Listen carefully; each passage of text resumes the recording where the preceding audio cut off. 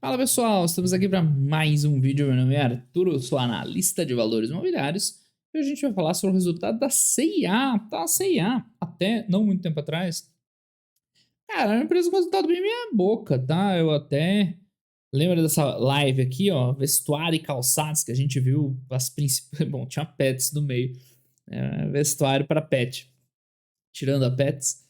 A gente deu uma geral em todas as empresas do setor e tal, no Brasil, as melhores, as piores. Cara, a CA era das piores aqui, tá? Era uma que não tinha voltado da pandemia, ainda tava com bastante dificuldade. Vamos dar uma olhadinha aqui, né? Então, 2021 ainda foi um ano bem fraco para a CA. Não lembro se 19 isso aqui era resultado recorrente, não tá muito com cara, né? Vamos ver trimestral se dá alguma luz. 2019. Teve um trimestre muito forte, né? Provavelmente um não recorrente aqui. Mas enfim, 300 milhões de EBIT ainda é muito abaixo, né? EBIT mesmo quase não tinha, né? Só depreciação. Né? Lucro líquido só veio por causa de não recorrente tributário, né? Provavelmente PiscoFins. Ou seja, não estava bom tá, o negócio da CIA, as vendas também não tinha recuperado as vendas pré-pandemia. Então 2021 ainda foi bem ruim. Cara, 2022 já foi melhor. A gente vai ver no resultado que a gente vai ver hoje os pontos positivos, outros ainda que ela precisa melhorar, mas de uma maneira geral, pô, pra quem tava apanhando lá rabeira daquela lista lá, até que veio bem melhor, tá? A receita no trimestre, né, foi a melhor aí que a gente já teve, puxou rentabilidade em todas as linhas, com lucro. Foi bom o resultado, assim. Tem coisa para melhorar, mas para quem tá ali com dificuldade, qualquer melhora é bem-vinda, tá? Ainda mais considerando que alguns outros players, tipo o Renner, teve uma certa dificuldade no quarto tri, o varejão em geral não veio bom no quarto trimestre, por causa de Copa do Mundo e eleição, a Copa do Mundo até agora, acho bizarro. Diminui o volume de galera em tudo quanto é coisa, cada Copa, mas enfim.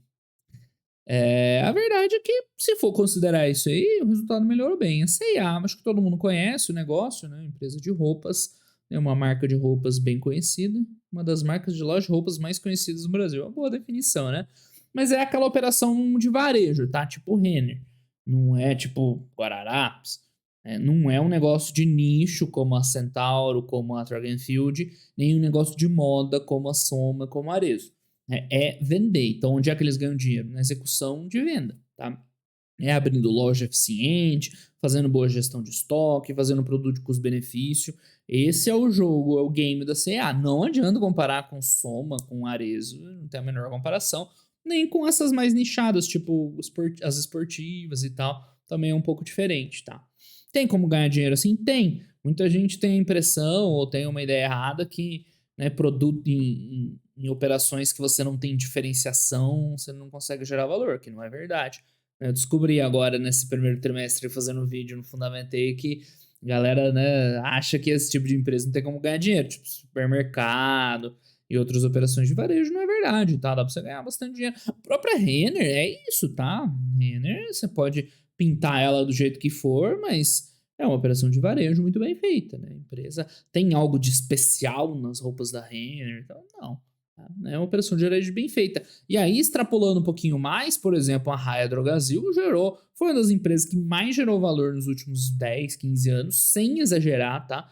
Se não foi a mais, foi uma das que mais gerou de maneira consistente e tem absolutamente zero diferenciação. Vende o mesmo medicamento, vende em qualquer lugar, certo? Com margem baixíssima ainda por cima para piorar a situação. Então, pessoal, dá para ganhar dinheiro, tá? Não é esse o ponto. Dá para ganhar dinheiro num negócio, né, de ali competição, né, por cliente. Mas você tem que fazer isso de uma maneira eficiente. E a C&A não estava sendo eficiente, né? Até por enquanto, né, não está um pouco melhor. Tá cedo ainda para decretar, não. Agora a C&A vai. Mas, né, melhorou bem o resultado. A gente já vai ver umas coisas positivas, nem tanto. O mercado bateu sem dó, tá batendo em tudo quanto é empresa, ainda mais as que perderam o resultado. Quanto que ela chegou a valer aqui? 5 bi, mas perto da IPO, hoje vale 600 milhões, né? Pô, tá valendo pouco a empresa. O IPO dela é 2019 mesmo, né? É uma empresa muito antiga na bolsa, apesar de ser uma marca tradicional conhecida, né? Como empresa para investimento, né? É meio novidade. Bom, enfim, vamos lá, chega de enrolar. Vamos ver os resultados da C&A no quarto tri de 2022, tá? Então, no geral foi bom, tá? Teve uma melhoria significativa da margem bruta, né, acima do patamar pré-pandemia, crescimento de receita digital, que era uma coisa que eu acho que ela estava atrás, se eu não estou enganado, né? Ela não se atentou para isso lá na época, mas né, vem crescendo. Aí recuperou a margem EBITDA, fez um bom trabalho de geração de caixa, ó. Tem um monte de empresa apanhando da geração de caixa nesse último ano, né, com estoques parados, perdendo no capital de giro. Pô, e ela fez um trabalho fantástico. Ela, na verdade, ela fez o contrário, ela liberou Eu tô vendo a empresa certa, né? C&A 2012. Tá aí, ela liberou um capital de giro monstro esse ano. Então, palmas para a C&A. Né? Nesse ponto aí foi excepcional. Então, entregou fluxo de caixa livre. Esse fluxo de caixa livre também, ó, vamos dar uma olhada depois com calma, né? Dar um VAR nele aí. Mas enfim, a empresa não tem uma alavancagem grande, tá? Melhorou bem. Tá? O que, que tem aqui de destaque? Expansão de margem bruta. Eles estão implantando coisas modernas, tá? Push and pull, precificação dinâmica, é coisa que a gente vê lá na Soma. Né? Da Soma implantando na Ering, então não é coisinha simples, tá? Estão fazendo um trabalho bem feito, melhorou a produtividade das lojas, crescendo no digital, eficiência, despesa e custo, uma coisa que faltou na Centauro. Não sei que ordem vão os vídeos ao ar, mas depois vocês veem na Centauro lá, o problema dela foi custos. Capital de giro, ó, nota 10 para ela no capital de giro. Disciplina de CAPEX, cortou investimento. Tá? Foi bem interessante. Então a margem bruta ela ganhou, tem uma margem legal de 50%, tá? Uma margem boa, tem um pouquinho de financeiro, mas financeiro não é grande o suficiente na C&A, tá? Para fazer tanta diferença. Numa Renner da vida, o financeiro é mais importante. Mas margem bruta de mercadorias é a operação de varejo sem o financeiro, tá? Que mais? Então o EBITDA deu uma melhorada, ainda não é aquelas coisas, como eu disse, tem uns pontos que melhoraram muito, ainda não resolveu 100%, né? Ainda tá abaixo do quarto tri de 19, mas no geral melhorou, velho, ela tá apanhando muito, né? Gerou bastante caixa livre e tal, agora esse número já é o que tava aqui, né? Já é o mais parecido com o que bateu. Por que eles botaram esses 130? Enfim, deixa pra lá. Opa. E o que? Clientes registrados, aumento na base de clientes. Né? No geral, muito bom. Então, ganharam aí uns prêmios, sei lá. Né? As alavancas de crescimento, né? Eles abriram uma loja, né? Então, eles estão numa abertura de lojas mais modesta. A gente viu lá, né? Um CAPEX mais pé no chão. Com toda a razão, né? Porque a empresa não estava vendendo bem. Você não sai abrindo loja assim, adoidado, né? Então, pé no chão, abertura um pouco mais, né? De boa. Se bem que 17 para 320, 330 lojas, nem é tão pouco, né? 5% mais ou menos no ano, tá bom até. Nem foi tão pouco a abertura, né? Então, começou a oferecer lá o C&A, né? C&A Pay, né? Que vem crescendo, Rempap, transformação digital é legal, né? Fazendo venda digital e outras estratégias. Mas para mim, o principal, assim, né, olhando de fora, que deve ter feito diferença é isso aqui. Modernizando o modelo operacional, supply chain, então, né, a distribuição para os clientes, gestão de CD, sistema de alocação inteligente. Lembra muito o trabalho que a Soma fez para melhorar os números da Ering, tá? Coisas nesse tipo. O que é esse modelo push-pull, assim? É você ter um sistema inteligente, tipo, tá vendendo muito do produto tal. Então já vamos começar a produzir de novo, porque vai pedir uma reposição lá na frente. Então é um negócio, né, gerenciado pela demanda lá na ponta, tá? É bem inteligente. Aí você tende a diminuir quebra, né? Tende a diminuir lá o tempo para reposição e tudo mais. Além disso, né, eles trabalharam melhoria de entrega do digital, que mais? É muito bom, tá? Melhoria na margem bruta. E parece que boa parte dos ganhos veio desse tipo de estratégia aqui, tá? Então o foco de rentabilidade deu muito certo para CEA no período. Que mais? Claro, né? Considerando que ela vinha no momento ruim. Como a gente viu, né? É um EBITDA ainda semelhante ao pré-pandemia, né? Isso aqui ajustado, acho que estava nessa fase aqui também. Mas ela estava pior, né? Ela melhorou. Então, o tal do CIAP aí tá ganhando tração, emitiu cartão, tá crescendo a participação nas vendas, vai começar a meter crédito, já tá um valor meio altinho de crédito vencido, em 14%. Mas para essas operações é ok, o da Renner subiu bem mais que isso, né? Por isso que ela teve problema no período. Então, né? Esses serviços financeiros são legais porque agrega receita, agrega um resultado para a empresa, mas tem que ficar de olho em inadimplência e tal. Quando bem ruim, piora o resultado como um todo, como que aconteceu com a Renner. Enfim, eles fecharam recentemente, né, uma parceria nova com o Bradesco, então, né, eles iam lançar um cartão de crédito próprio, mas aí, né, resolveram fazer a parceria e tal. Enfim, vamos ver ainda com calma, né, o que eles vão fazer aqui, mas enfim, aparentemente isso aqui foi depois do resultado, né. Eles fecharam nova parceria com o Bradesco para oferecer um serviço financeiro. Vamos ver como é que vai funcionar isso aí. Para ser sincero, não acompanhei a empresa de perto, assim, né? Não sei como é que tava, o que vai melhorar, piorar. Enfim, depois a gente vê, tá? Mas o que dá para ver com tranquilidade é essa melhoria nos resultados, né? Então, aos pouquinhos. Ah, desculpa, né? Aqui são os quartos trimestres, né? Sequencialmente melhores. Geralmente, o quarto trimestre é o melhor trimestre do ano, tem uma sazonalidade. E aí, o acumulado dos anos, né, dá para ver bem o impacto da pandemia. 2021 não foi ainda a mesma coisa, apesar do volume de vendas estar igual, mas a pressão nos custos foi muito grande, então isso aqui tem muito repasse de preço, inflação, mas não tinha rentabilidade. Aí agora já foi um crescimento suficiente para recompor aí a rentabilidade da empresa. Eles dividem os produtos em vestuário, que é o core business, e fashiontronics e beleza, que é o resto, que vende junto também, né? Nunca vende só roupa nessas lojas. É isso, o que mais? Margem bruta de mercadorias, importante também, né? Recuperando, mas recuperando não, aqui eles até melhoraram para uma margem que eles nunca tiveram, vestuário em especial, margem boa, legal, né? Patamar acima da pandemia, tá? E esses Fashiontronic é um nome bom, né? Deve vender aqueles quiosques lá de produto eletrônico e tal. Aí, claro, né? A margem é bem mais baixa, 20% e tal.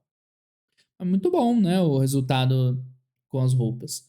Despesas operacionais. Então, aqui os caras fizeram um belo trabalho, né? Que, por exemplo, não foi feito na Centauro, embora, né? São negócios diferentes para comparar, mas dá para a gente ver bem que, assim, né? Tudo bem, aumentou as despesas, mas aumentou menos do que o resultado bruto, né? Você vê aqui que né, o quanto as despesas representam em relação à receita líquida total vem reduzindo desde 2020, né? Isso aí é ganho de margem.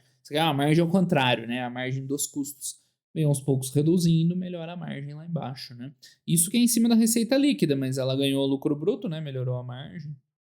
Então, o ganho foi maior ainda, tá?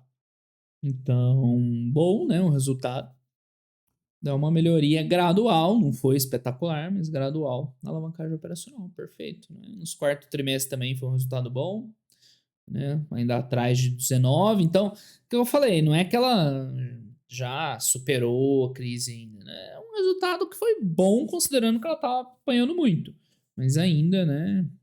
Altos e baixos da empresa, não é definitiva essa melhora, não parece ser, pelo menos por enquanto, tá?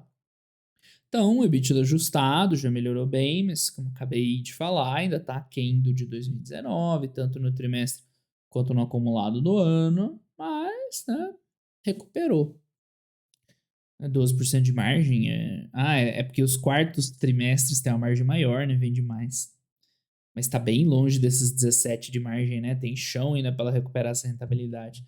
A receita subiu, recuperou bem, mas a rentabilidade recompôs em parte, mas não voltou à rentabilidade de antes.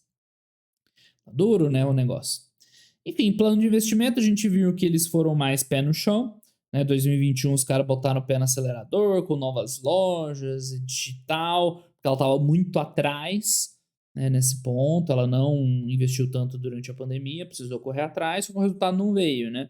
Aí agora fizeram um investimento mais pé no chão, mais que cabia dentro da proposta da empresa. Foi legal, né? Os resultados deram certo. É difícil dizer também, né? Pode ser que o resultado do ano se recuperou porque ela investiu muito no ano passado, né? Isso aí não é tão óbvio assim, né? Mas, de uma maneira geral, olhando para 2022, eles reduziram o CAPEX aí para caber dentro do caixa da empresa e não gerar nenhuma piora, né? Nenhuma piora aí não esperada, tá? Então a posição de caixa, no final das contas, ficou boa, né? Porque o resultado operacional foi forte, que a gente comentou, de geração de caixa. Ela cortou investimento, então sobrou mais dinheiro no ano, né? Fechou no positivo, contando os investimentos, foi bem legal, tá? Então melhoria marcante na posição de caixa, né? E em termos de dívida também, sem muito estresse, né? A empresa tem aí, calma, tem muitas cores aqui, eu fiquei perdido pelas cores. Dívida bruta, dívida líquida aí 400 milhões, né? Nada demais, mesmo considerando aí, né, um EBITDA mais ou menos, mas 0,9x, né? Então tá bem tranquilo. Lembrando, tá? Para usar essa dívida sem a dívida do arrendamento, tem que usar o EBITDA sem o resultado aqui, tá? Ajustadinho do jeito que ela fez. Se a gente for olhar, o EBITDA IFRS foi maior, né? 750. Mas na hora de comparar com a dívida sem o arrendamento, tem que usar o EBITDA pré-IFRS 500. Perfeito. Ela fez bonitinho. Tem umas empresas que não, né? Tem umas empresas que dão uma miguezada aqui. Mas, ok. Diminuiu o endividamento. No final das contas, né? Ela fez um bom trabalho aqui de caixa. Melhorou o EBITDA, reduziu literalmente o endividamento. Não, aumentou um pouquinho ainda. Ainda aumentou um pouquinho o endividamento. Se for contar o que? Dividendo. Não, dividendo ela não pagou. Teoricamente era para cobrir, né? Enfim. E provavelmente tem a ver com movimentação de aplicações e tal, para que não bateu a conta, né? Mas, resumindo, né? Dívida dela tranquila, não é uma preocupação. E aí, para fechar as mensagens principais, foi um ano de forte melhoria operacional, foi mesmo. Tá? Avanço estrutural robusto, na margem bruta, que veio muito bom. O digital estão correndo atrás, né? Investiram muito ano passado, estão colhendo os frutos, estão desenvolvendo aí negócio de pagamento e tal, protegeram bem o caixa no ano, verdade. Tá? 2023, qual que é o foco? Em resultado e continua, desculpa, não é continua o mesmo foco, em resultado e proteção de caixa. Então a ideia é continuar a melhoria operacional, otimizar os investimentos, então limitar a abertura de lojas, mais pé no chão, despesas monitoradas, capital de giro bem protegido. Eu gostei desse posicionamento da C&A, né? Pô, todo mundo chega essa hora aí, quer crescer, crescer, crescer, vamos voar e tal. Não, os caras olharam e falaram, olha, galera, o negócio já não tava aquelas coisas, então vamos, pé no chão. Deu certo esse ano, vamos repetir no ano que vem, né? Continuar trabalhando aí, abrir poucas lojas, quando tiver melhor, condições mais legais, a gente cresce. Achei bem sensato, né? Estamos com a taxa de juros meio alta e tudo mais. Achei bem interessante o posicionamento da empresa, né? Essa apresentação relativamente simples, né? Sem muito o que inventar. Eu não tenho muito o que inventar no resultado dela também, né? Propriamente dito. Tudo muito tranquilo aqui em termos de, né? Tem mais nada para falar. Basicamente foi isso. Em termos de receita, a empresa conseguiu recompor, cresceu bem, na verdade, o pré-pandemia, mas não tá no mesmo nível de rentabilidade ainda, né? A rentabilidade ainda tá um pouquinho para trás, tá? A diferença do EBITDA tem a ver com o IFRS, que mais? Depreciação, o EBIT voltou, né? O resultado aí sem depreciação ser melhor. O resultado financeiro deu uma pesadinha, mas não chegou a comprometer totalmente, né? Mas ainda é puxado pro, né? Em termos de EBIT mesmo, ou seja, ainda não tá aquelas coisas assim, né? Não tá sobrando dinheiro. Tá? Justa conta. Mas para quem tava sofrendo mais, assim, né, até que melhorou, tá? Foi um resultado melhor. Então, né, para dar uma notinha, tem que segurar, assim, né? Eu continuo dando um 3 para ela. Melhorou, recuperou bastante, mas não tá aquelas coisas. Se ela continuar essa trajetória de recuperação, tudo bonitinho, pode ser um investimento interessante, porque a gente viu, né, o valor tá baixo, com a dívida sob controle, é quanto? 400 milhões a dívida líquida dela, sem o arrendamento? Pô, 1,2 de EV para a empresa com EBITDA de 500 milhões, pô, interessante, né? Com certeza bem interessante. Mas assim, você não quer investir agora, né? No momento que a empresa tirou a cabeça para fora da água, assim, tá respirando tranquila, mas o resto do corpo tá lá ainda, precisa lutar ainda para prosperar. Geralmente a gente quer empresa boa, só que é empresa mais barata, né? Quem gosta dos cigar butts lá, né? Mas é muito melhor se comprar empresa boa do que empresa barata. Então, espera um pouquinho. Espera ver a evolução dela, se ela de fato consegue entregar esse ano parecido, né? Dar uma administrada boa ali no caixa e tudo mais, melhorando aos poucos a rentabilidade. Aí já começa a virar um investimento pensável, né? Vamos ver se melhora as condições macroeconômicas, diminui ali o resultado financeiro de repente, dá uma ajudada para ela, né? Coisas do tipo. Mas assim, os preços estão muito baixos. Se você for ver aqui, né? Ver EBITDA, qualquer coisa, está bem baixo. Só que não tá aquelas coisas. A gente viu que o caixa ali tá fechando ali ainda com dificuldade, né? Ainda aumentou um pouquinho a dívida de um ano pro outro, mesmo a empresa tendo feito um bom trabalho. Então, tá justo ainda, tá muito justo. Mas melhorou, né? Por enquanto, fez um pouquinho de recompra, mas não tem dividendo. Que mais? A margem bruta a gente viu um bom trabalho, né? Mas tem muito para alavancar ainda, para melhorar. Vamos ver, né? O CAPEX, mesmo com essa administração, não é exatamente baixo para o tamanho da empresa, não tem SBC. Ah, é isso, né? E a alavancagem é o que a gente falou ali, né? Com arrendamento ficaria maior, mas sem arrendamento aqui tá dando um pouco menos. Né? Diferença de EBITDA e tal. Né? A gente viu lá um 0,9, né? Com tudo ajustadinho, tá bem legal. Então é isso, para mim ainda calma, né? Vamos com o pé no chão. Ainda dá um 3 para ela, 2 ela não é mais não, tá? 2 ela já passou do ponto, já tá no 3. Se ela continuar desse jeito, se folgar um pouquinho mais aqui, né? Provavelmente essa diferença aqui talvez seja que eles não colocam o financeiro aqui, né? No FCO. Mas enfim, tá fechando com dificuldade ainda, mas melhorou, tá? Melhorou bastante. Então, os resultados do ano de 2022, pô, né? Foi um ano, 2022, foi um ano de recuperação importante para a empresa.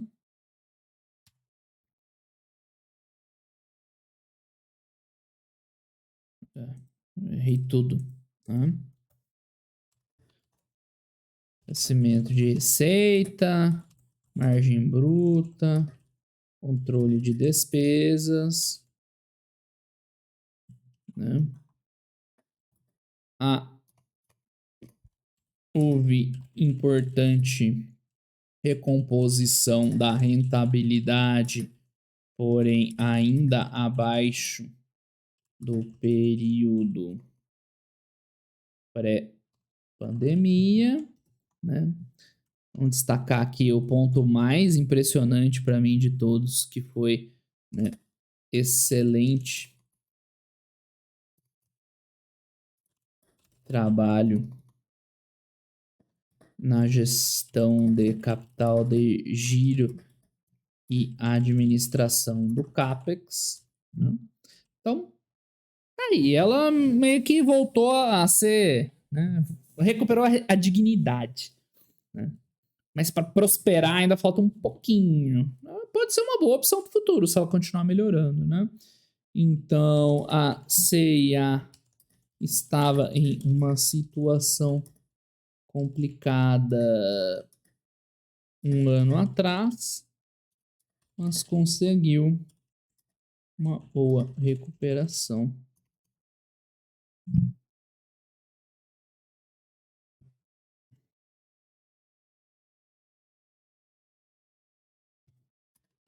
A empresa ainda não é aquela grande geradora de valor,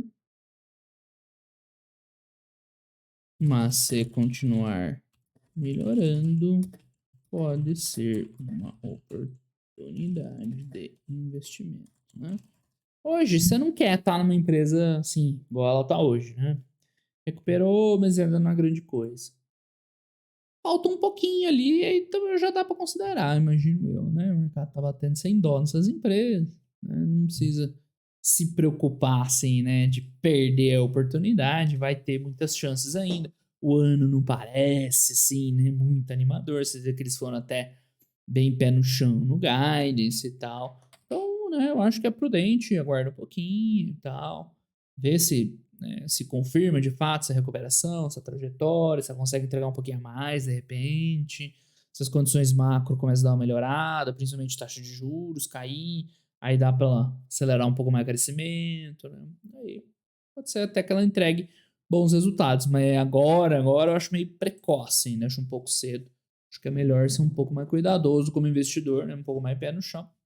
Tem várias empresas boas para investir no momento, mas é inegável que a C&A começa a entrar no radar aí para dar uma olhadinha de perto.